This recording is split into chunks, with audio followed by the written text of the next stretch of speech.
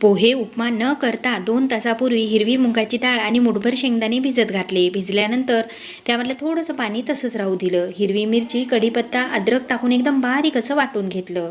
त्यानंतर उभा पातळसर चिरलेला भरपूर कांदा, चवीनुसार मीठ, हळद, धना पावडर, जिरा पावडर, आमचूर पावडर, जर अजून काही भाज्या घालायच्या असतील त्याही भाज्या तुम्ही घालू शकता.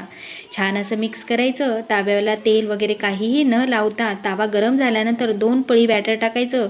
जेवढं पातळ पसरवता येईल तेवढं पातळ पसरवायचं. त्यावर नंतर तेल टाकायचं चारी बाजूनं. झाकण ठेवून मीडियम गॅसवर होऊ द्यायचं. वरची सरफेस सुकल्यानंतर अलगद असं उलथून घ्यायचं.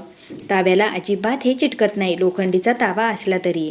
जर तुम्हाला लोखंडी ताव्यावर अवघड जास्त असेल तर नॉनस्टिकच्या ताव्यावर बनवा. उलटपुलट करून दोन्ही बाजूने मस्त असं भाजून घेतलं. जेवढं बनवायला सोपं आहे की नाही तेवढंच खाण्यास खमंग आणि पौष्टिक अशी रेसिपी आहे. आज मस्त अशी मुंगणीच्या शेंगाची भाजी बनवली, त्यासोबत भाकरी बनवल्या. पण मुलांना भाजी भाकर खायची नव्हती तर गरमागरम पराठे खायचे होते. तर पनीर घेतलं. पनीर थोडं जाडसर असं किसून घेतलं. त्यामध्ये भरपूर असा कांदा टाकून घेतला. त्यामध्ये चवीनुसार मीठ टाकलं, धना पावडर, जिरा पावडर, आमचूर पावडर, लाल तिखट, हळद आणि थोडी कस्तुरी मेथी चोळून टाकली. छान मिक्स केलं. आता कणकीला अशा पद्धतीने करून घेतलं. त्यामध्ये तूप भरलं आणि नंतर पनीरचं सारण भरून घेतलं आणि छान हे बंद करून घेतलं. त्यावर कोरडं पीठ फिरवलं. थोडा जाडसर असा पराठा लाटून घेतला. एकदम पातळ लाटायचं नाही, थोडं जाडसर लाटायचा. त्यावरही तूप फिरवलं आणि उलट पुलट करून थोडं थोडं तूप टाकून दोन्ही बाजूनी मस्त खमंग खरपूस असं भाजून घेतलं. तुपाच्या ऐवजी तेलसुद्धा टाकू शकता, पण तुपामध्ये जे पराठे बनवले जातात की नाही त्याची चवसुद्धा खूप मस्त लागते. त्यासोबत घट्ट असं दही घेतलं आणि भाजी पोळी न खाता मुलांनी त्यांच्या आवडीचे गरमागरम पराठे खाल्लेले आहेत. आज बनणार आहे खूपच सोप्या पद्धतीने साबुदाणा न शिजवता उपवासाच्या पळीपापड्या. तर अर्धा किलो साबुदाणा भिजत घातला होता. भिजल्यानंतर उकळीच्या पाण्यामध्ये टाकायचा, रात्रभरासाठी ठेवायचा आणि दुसऱ्या दिवशी मिक्सरमधून एकदम बारीक असा फिरून घ्यायचा.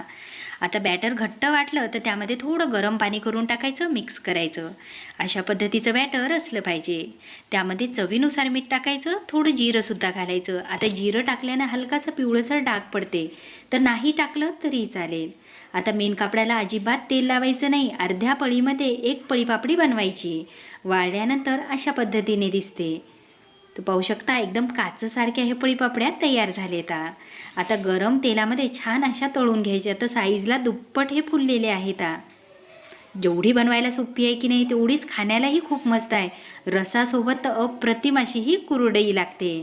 तर माझी बनवायची पद्धत तुम्हाला कशी वाटली कमेंट्स करा. 2 वाटी चण्याची डाळ, 1 छोटी वाटी तांदूळ, शेंगदाणे, खोबरं, धने, जिरं सगळं धुवून घ्यायचं आणि नंतर पाणी टाकून रात्रभरासाठी भिजत ठेवायचं. दुसऱ्या दिवशी सकाळी मिक्सरच्या भांड्यात टाकायचं. त्यामध्ये दही घालायचं आणि एकदम बारीक असं फिरवून घ्यायचं.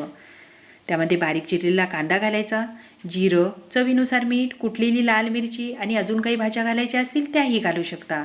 बॅटर घट्ट वाटलं तर थोडं पाणीसुद्धा घालायचं. सगळ्या शेवटी खायचा सोडा टाकायचा, मिक्स करायचं. बॅटर तयार आहे. आता लोखंडी तावा घेतला, थोडं तेल लावलं, 2 पळी बॅटर टाकलं, हलकंसं पसरवलं. जाड पातळ तुम्ही तुमच्या इच्छेनुसार बनवू शकता. आता झाकण ठेवायचं. वरची हलकीशी सरफेस सुकल्यानंतर उलटून घ्यायचं.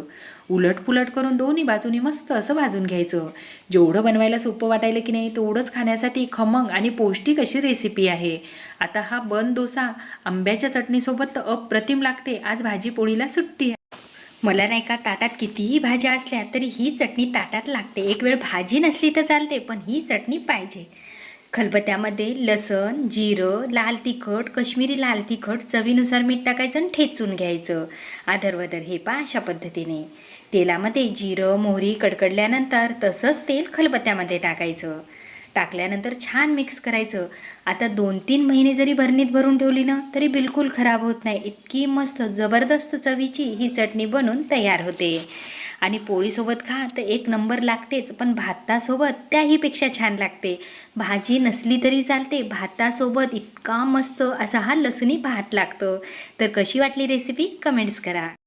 चिरोटी रव्याचे ढोकळे तर खूप पाहिले, आज बनवून सुद्धा घेतले. 1 वाटी रवा घेतला, अर्धी वाटी दही टाकलं, चवीनुसार मीठ टाकलं, थोडं थोडं पाणी करून अशा पद्धतीने भिजवलं.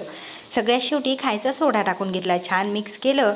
रवा भिजवण्याचं सुद्धा काम नाही, कारण रवा या ठिकाणी चिरोटी रवा खूप बारीक असते. त्यानंतर वरून कुटलेली लाल मिरची फिरवली, झाकण ठेवलं आणि 5 मिनटं फुल गॅसवर होऊ दिलेलं आहे. 5 मिनटामध्ये हा ढोकळा तयारच झाला. वरून तडका लावलेला आहे आणि अशा पद्धतीने कट केला. कट करतानाच तुमच्या लक्षात आलं असेल की ती जाळीदार हलका फुलका असा हा ढोकळा बनवून तयार झालेला आहे. बनवायला जितका सोपा आहे की नाही, खाण्याला तितकाच मस्त आहे. तुम्ही सुद्धा करून पहा. कसा वाटला कमेंट्स